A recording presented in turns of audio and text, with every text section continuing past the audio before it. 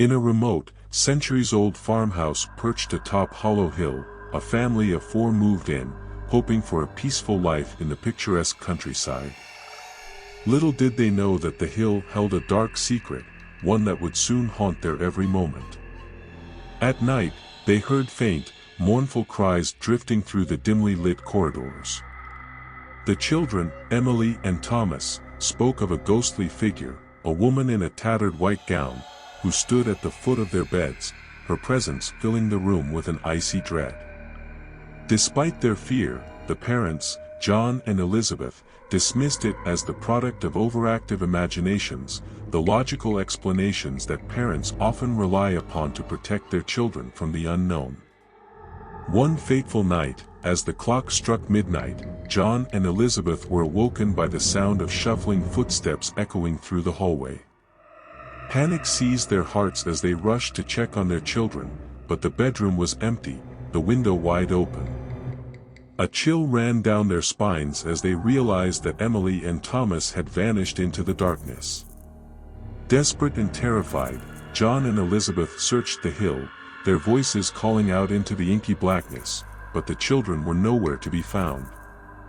The days turned into weeks, and the parents remained in the farmhouse, their hopes fading with each passing moment, their lives marred by the heart-wrenching emptiness of their children's absence.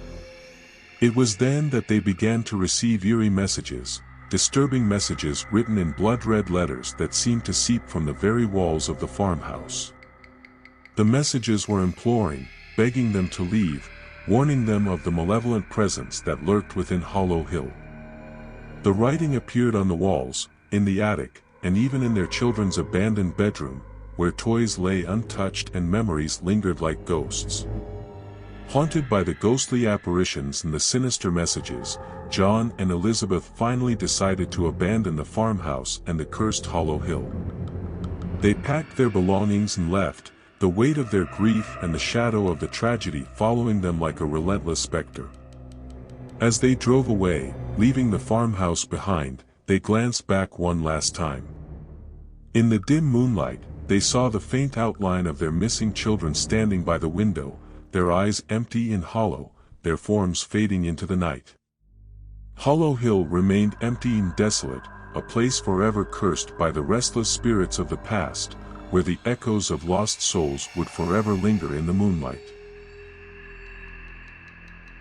In a remote village nestled within the thick, ominous woods, there stood an ancient, dilapidated mansion known as the Thornfield Estate.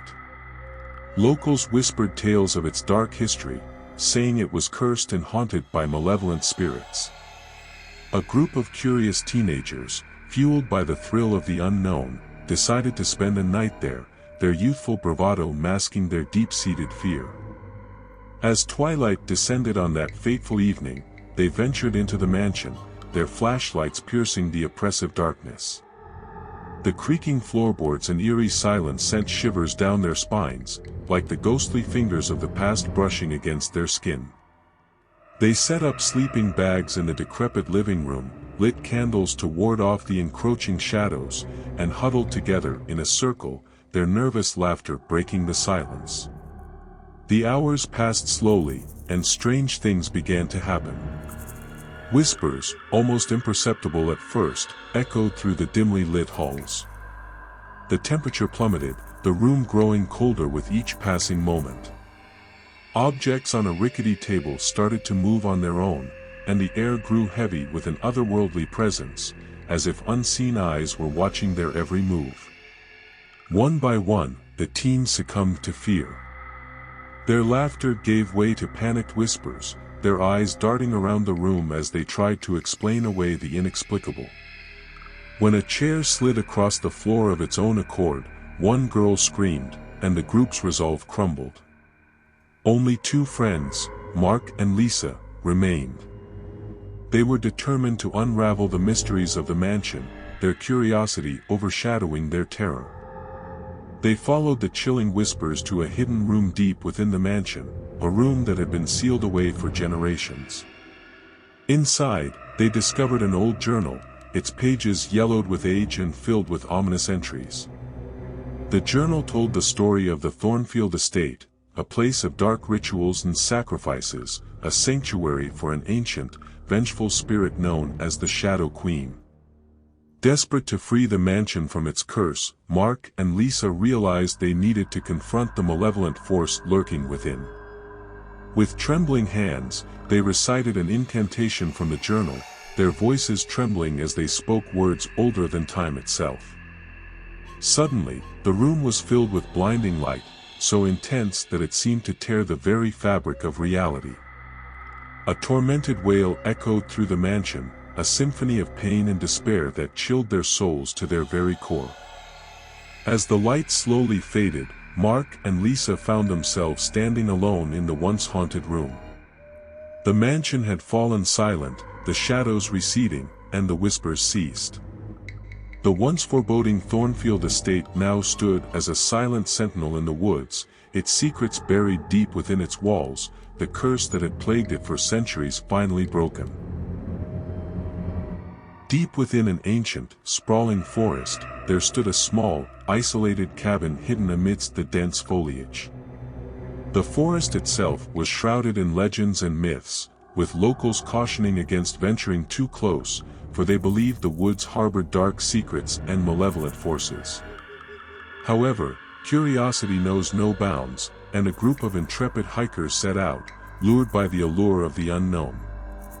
As they approached the cabin, the forest seemed to hold its breath, a bone-chilling wind rustling the leaves like a whispering omen. Inside the cabin, they found an array of strange artifacts, cauldrons, candles, and forbidden books of incantations, a testament to the cabin's sinister history. Curiosity got the best of them, and they couldn't resist delving into the forbidden knowledge within the pages of the books. Unbeknownst to them, they were awakening ancient and malevolent forces that had long slumbered. Suddenly, the cabin came alive with sinister whispers, as if the very walls themselves were exhaling secrets long kept in the shadows. The temperature dropped precipitously, and an eerie malevolence hung in the air. Objects moved of their own accord, and the hikers could feel unseen eyes watching their every move. One by one, the hikers succumbed to fear, their courage eroded by the relentless, unsettling phenomena. Their laughter gave way to panicked whispers, their eyes darting around the room as they tried to explain away the inexplicable. When a chair slid across the floor without warning, one of the girls screamed, and the group's fragile resolve crumbled entirely. Only two friends, Mark and Lisa, remained.